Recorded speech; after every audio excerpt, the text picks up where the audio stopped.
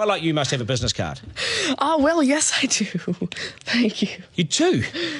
At 13, you have your own business card. OK, that's a nice start. I'll get in touch with you later. Sure. What do you do? Oh, well, mainly, I like to call myself a software and cognitive developer because I love developing with cognitive computing and artificial intelligence. I'm an algorithmist. I love working with, designing, and implementing algorithms. I'm a keynote and TEDx speaker. I'm an author. I've written a book, and I'm working on another one about IBM Watson. And, of course, I'm also an IBM champion for cloud and honorary IBM cloud advisor. Oh, where did Hang I on go a second. wrong? Someone just get me a flannel countdown. Do you go to school? Well, I'm currently homeschooled in grade 8, going to grade 9 now. Wow. OK, so you're bright. Artificial intelligence, it's taking over the world. Is that fair to say? Well, you see, that's actually one thing that I believe a lot of people have, the sort of misconception that artificial intelligence is this technology that was made to replace humans at really everything we do, whether it be, our jobs or whatever we do at home every day. But really what I believe is that artificial intelligence was developed and is continuing to be developed for the sole purpose of really augmenting our life and amplifying our skills or capabilities and what we can do every day. But what about when the computers actually learn that they're better than us? Well, you see, that's sort of called a singularity of artificial intelligence, at which point artificial intelligence has surpassed human intelligence to the point that we cannot control it. But really what I believe at this point, artificial intelligence, I won't go into the details right now since we're limited on time, but the thing is right now, artificial intelligence itself as a technology is so foolable and so primitive that either A, we won't reach that singularity point, or B, if we do, it's a very long ways off. Do you understand that, Mark? No. I couldn't. I wanted to take notes for the exam at the end of this. You lost them in the first sentence. Could I perhaps offer you a golf ball? There you go. Thank you very much. You do this YouTube channel, which you teach people. What is that all about, and who is your target audience? Yeah, sure. Now, I actually have a YouTube channel called Tanmay Teaches that I've been running for around 6 years now, and it has over 144 videos and now 22,000 subscribers.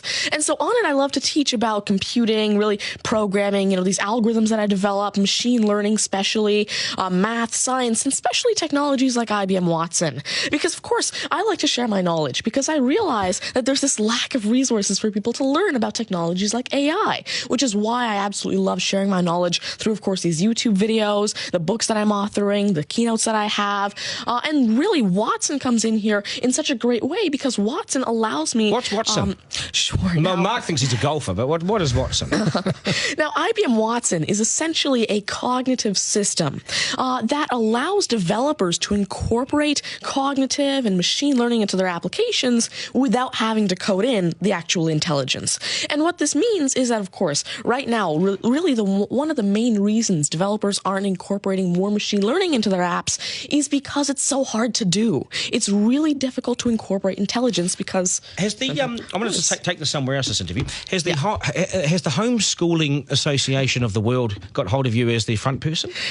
Well, there is actually a Homeschooling Legal Defense Association, I believe, HSLDA in Canada, and I actually had a keynote for them last year in Niagara Falls. You're the poster boy for homeschooling, aren't you? Well, I did have a keynote for them, and I talked a lot about the advantages of homeschooling and why it's great for kids who want to go into different and really targeted subjects. Okay, I want to get right down to business now. When did you realise you were bright and smarter than most?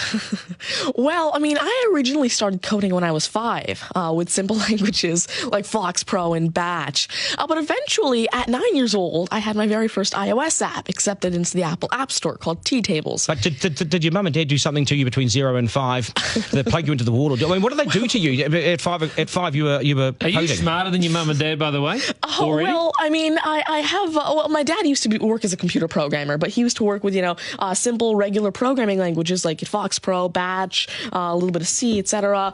But you see, now I'm really interested in artificial intelligence and how it can actually be implemented on all these different platforms. You'd be a nightmare to teach. You'd be an absolute nightmare to teach, wouldn't you? Because you'll be smarter than the lecturers. And I never even want to get in an argument with you, ever. But I would like to see you on a quiz show because I think you would nail that. Well, you see, there is one thing that I've been working on, and it's essentially an app called Ask Tanmay, an NLQA system.